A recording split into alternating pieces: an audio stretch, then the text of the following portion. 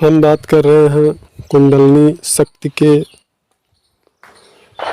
सामर्थ्य की, अस्तित्व की, जिससे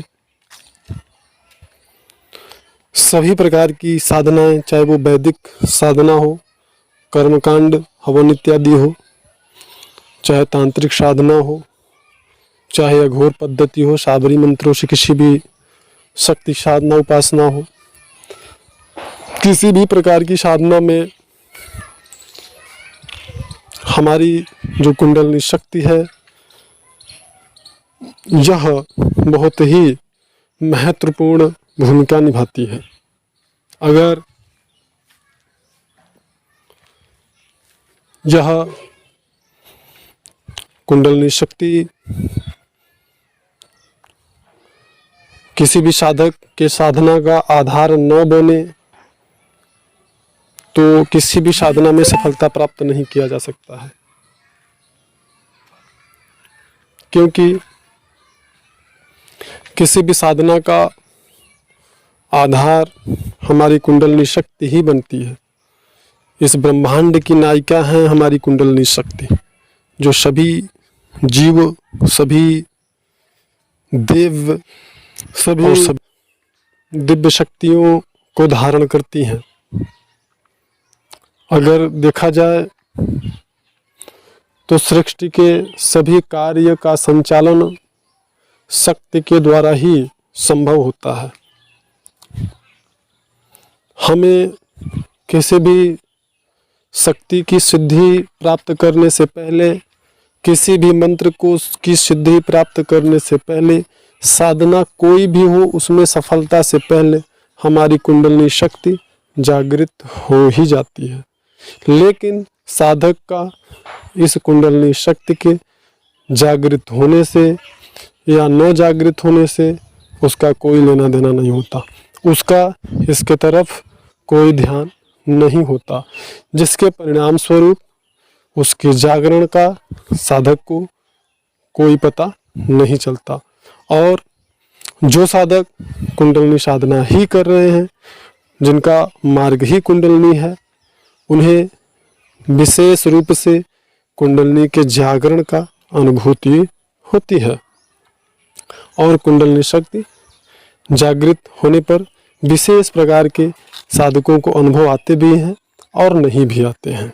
यह साधकों के चित्त पर स्थित मलिनता या स्वच्छता पर निर्भर करता है। साधक के चित्त पर स्थित संस्कार सात्विक हैं, तामसिक हैं, इन बातों पे निर्भर करता है कि वह कितना ज़्यादा कुंडलिनी शक्ति के जागरण से संबंधित अनुभव को देखता है या कुंडलिनी शक्ति के जागृत होने के अनुभूति को महसूस कर सकता है। लेकिन यह परम सत्य है कि हम किसी भी शक्ति का अगर उपासना करते हैं तो आप यह निश्चित समझ लें कि सिर्फ ब्रह्मांड में एक ही शक्ति है और वो है कुंडलिनी शक्ति। हम किसी भी शक्ति को भजते हैं तो आप ये समझ लें कि हम किसी न किसी रूप में कुंडलिनी शक्ति का ही आराधना कर रहे हैं, उनकी ही साधना कर रहे हैं। हम जिस रूप में उनको भजते हैं हमें उसी रूप में वह दर्शन देती है। जो भी, चाहे हम अप्सरा साधना करें, चाहे हम यक्षिणी साधना करें, चाहे दुर्गा साधना करें, काली साधना करें, योगिनी साधना करें, किन्नरी साधना करें, कोई भी साधना करें, जो भी है साधना शक्ति स्वरूप से संबंधित, हम किसी न किसी रूप में कुंडलिनी शक्ति को ही या उनके अंश को ही भजते हैं। और जिस रूप में हम भजते हैं वह हमें उसी रूप में प्राप्त होती है। यह परम और कड़वा सत्य है।